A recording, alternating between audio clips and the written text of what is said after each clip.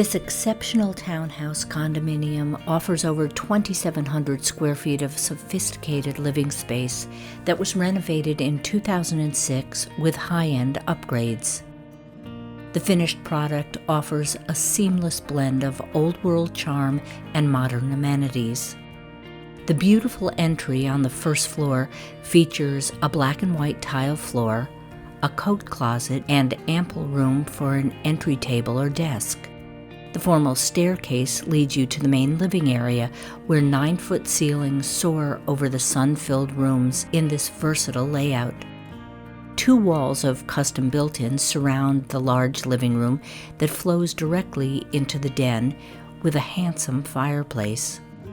The formal dining room adjoins the gourmet kitchen, featuring a 6-burner Wolf range with a custom backsplash and hood, granite counters, and stainless steel appliances.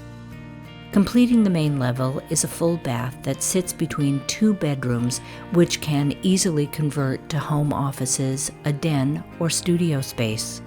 On the top level is a sitting area along with 2 bedroom suites that each have built-ins, huge custom closets, and ensuite baths.